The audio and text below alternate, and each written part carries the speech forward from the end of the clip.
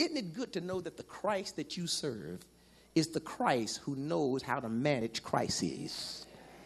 You would not be here today if he did not know how to manage your crises. You would not be alive. You would not be clothed and in your right mind. You wouldn't be sitting here looking as good as you look if he did not have the ability and the know-how to manage your crises. I know you think that you got here by yourself. That ain't true. I know you think that you survived because you slick, you strong, and you smart. That's a lie. The reason that you came out of the hellish situations that you were in is because you have a God who is better than Olivia Pope. He is a master crisis manager. Touch your neighbor and say, I know that's right, because he's managed a whole lot of crises for me.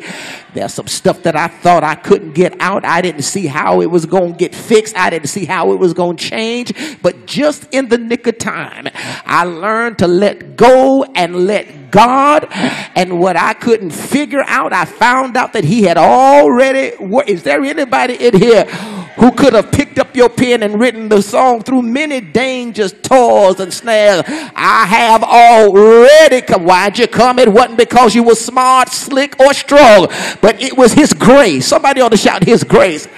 He is the master crisis manager. And my brothers and my sisters, when you look at that text, you will find out that crisis and conflict spawn creativity. God gives you a burst of creativity. You figure out that you got to do something. Somebody ought to shout, got to do something. Have you ever been there? Is there anybody besides me? You didn't know what to do. You just knew that you had to do something. Don't look at me in that tone of voice. I believe I'm talking to about 15 of y'all who've been in a place where you couldn't kill nothing, wouldn't nothing die, but you knew you had to do something. Didn't have the answers, but you knew you had to do something. Watch it. You knew that something had to be done and knew you couldn't look to nobody but God and you. Touch your neighbor and say, you got to do something.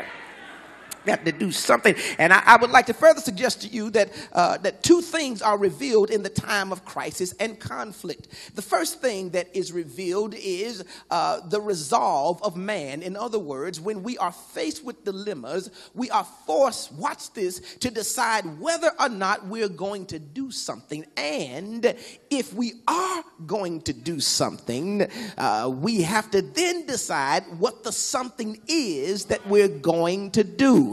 The decision to do something is called vision. Somebody ought to shout vision. Yeah, when you decide to do something in a time of crisis and conflict, when you begin to ponder possibilities, when you begin to think about ways out, that's called vision. And according to Proverbs 29:18, vision has the power to inspire people to survive. You know what it says. It says, where there is no vision, the people perish. They waste away. They disintegrate. They die.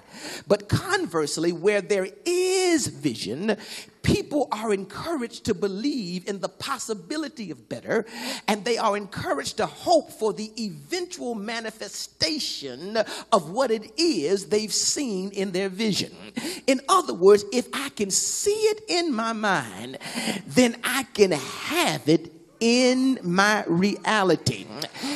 That is the power of conflict. That is the power of confusion. That is the power, my brothers and my sisters, of the things that we go through. The power of crises. That crises force you to begin to envision better than where you are. Can I tell you that that's the reason some of you have not blown your brains out? Can I tell you that's why some of you have not slit your wrists? And even if you tried it, it did not work. Can I tell you that's why some of you have refused to take a bottle of pills and check out of here?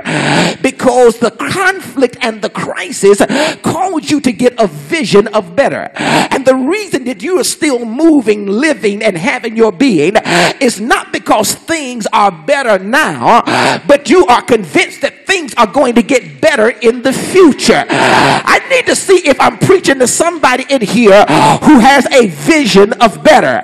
I'm going through hell now, but I see better. I'm being challenged now, but I see better. I'm having a hard time right now, don't have what I want, but I see better. Seems like I'm troubled on every hand, been beaten up on every side, but I see better. The reason I keep going, the reason I don't give up, the reason I wake up every morning, because I understand that if it didn't happen yesterday, it just means that it can happen today, and that my worst season is about to get better. Who am I preaching to who's hoping for better? Wave at me. I said I wasn't going to holler today, but I need to know where my better crowd is. Touch your neighbor, say, I got vision. I got vision. I got vision. That's why I haven't given up. That's why I haven't thrown in the towel. That's why I haven't thrown up my hands. That's why I haven't walked away. That's why I haven't gotten out of the fight, because I have a vision for better. Somebody shout better.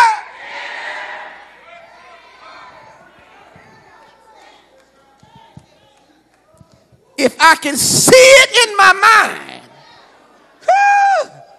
I can have it in my reality. I think I need to get you to prophesy to somebody beside you. I promise this is the last time I won't have you bother your neighbor, at least for the next few minutes. But tell your neighbor, say, neighbor, whatever it is you see, don't give up on it now. Whatever God has shown you, whatever God has told you, whatever God has promised you, whatever God has delivered to you, don't you dare give up on it now, because better is on its way. If you want to be a prophet, touch 3 people, tell them better is on its way. If you can see it, you can have it. If you can conceive it, you can receive it. Somebody shout better. Got a vision. I got a vision of better. I have a vision of better.